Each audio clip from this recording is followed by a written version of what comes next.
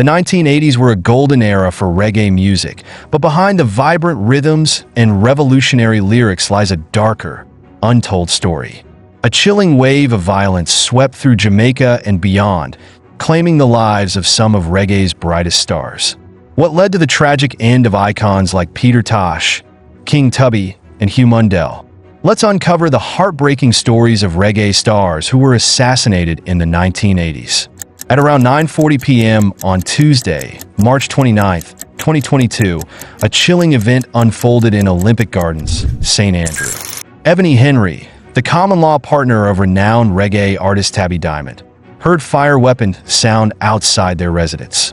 Little did she know that her husband had fallen victim to those very shots. Tabby Diamond, a member of the legendary reggae group the Mighty Diamonds, was tragically unalived in a drive-by attack in his native Jamaica. This marked another sorrowful chapter in the history of violence against reggae icons, as the group had long been celebrated as one of Jamaica's most revered musical trios. The loss of Tabby Diamond was a stark reminder of past tragedies within the reggae community. During the 1980s, a wave of violence claimed the lives of several influential reggae figures. Prince Farai, known for his deep, commanding voice, was unalived in his home on September 15, 1983. That same year, a prodigy named Hugh Mundell, celebrated for his iconic album Africa Must Be Free by 1983, was fatally unalived in Kingston. The violence didn't end there. International reggae icon Tosh, a foundational member of the Wailers, was unalived in his Kingston home on September 11, 1987. Similarly, Carlton, the Wailers drummer, was also unalived that year. Osborne Ruddock, famously known as King Tubby and a pioneer of dub music, met a tragic end on February 6, 1989, when he was fired outside his Doheny Park home after a late-night studio session. This narrative sheds light on the untold stories of reggae legends who fell victim to violence, particularly during the tumultuous 1980s. Among them was General Eekko, born Earl Anthony Robinson on December 8, 1955. Known for introducing a provocative style called slackness, Eekko's influence paved the way for future stars like Shabba Ranks and Yellowman. On November 22, 1980, General Eekko, along with Selector Flux and Stereophonic Sound System owner Leon Big John Johns, was fired by police in Kingston under unclear circumstances. To this day, the incident remains shrouded in mystery. In October 1983, another tragedy struck when Hugh Mundell, a child prodigy turned reggae icon, was unalived on Grants Pen Avenue in Kingston. Born on June 14, 1962, Mundell was a teenager when he began working with producer Joe Gibbs and later with Augustus Pablo on the landmark album Africa Must Be Free by 1983. He was unalived after an altercation over a robbery at his home, leaving his wife and Junior Reed, who were both present in his car during the harm, to witness his passing away. The same year, Jim Kelly, born Sylvester Morgan, faced a similar fate. Known as a DJ for the Kilimanjaro sound system, Kelly was fired in Spanish Town in 1983. His younger brother, Junior Kelly, a future reggae star, witnessed the horrifying incident. August 1983 brought the loss of Mikey Smith, a celebrated dub poet with Rastafarian sympathies and anarchist leanings. Smith, who had represented Jamaica at the 11th World Festival of Youth and Students in Cuba, became known for his politically charged poetry.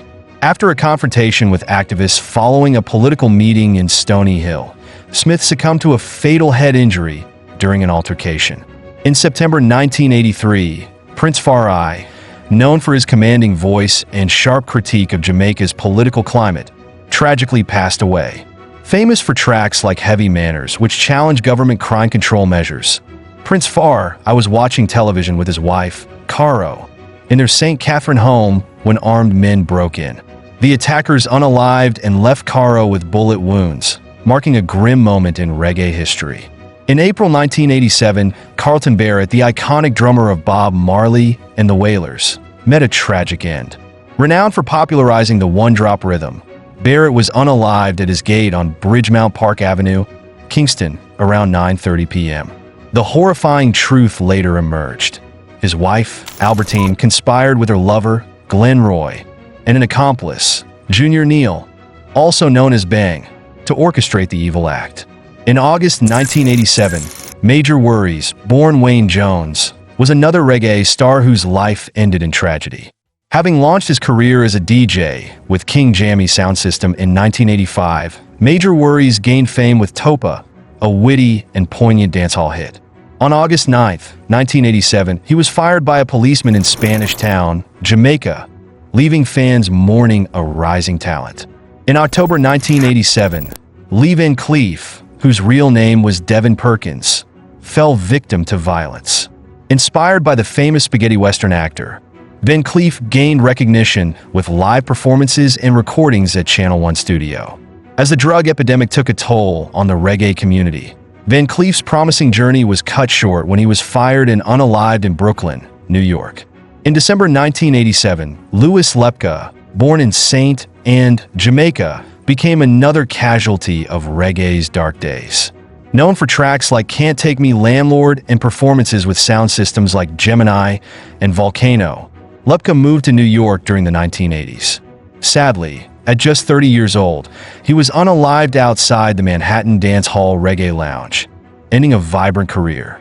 In September 1987, Peter Tosh, a founding member of the Wailers and a pioneer of reggae, also met a violent end. Born Winston Hubert McIntosh, Tosh's career spanned from his days with Bob Marley and Bunny Wailer to his successful solo ventures. On September 11, 1987, he was unalived at his Kingston home, leaving a void in the music world. In February 1989, King Tubby, a transformative figure in dub music, became another loss. Osborne Ruddock, as he was born, started as a repairman in Kingston before revolutionizing reggae with his engineering expertise. On February 6, 1989, he was fired outside his Dehaney Park home after returning from a late-night studio session. The crime remains unsolved, adding to the sorrow surrounding his death. The 1980s were a time of both musical brilliance and heartbreaking loss for the reggae community. These fallen legends left behind timeless legacies, their voices silenced but never forgotten. What do you think fueled this dark chapter in reggae history? Share your thoughts in the comments below, and don't forget to like, share, and subscribe for more deep dives into the untold stories of music's greatest legends. Until next time, keep the spirit of reggae alive.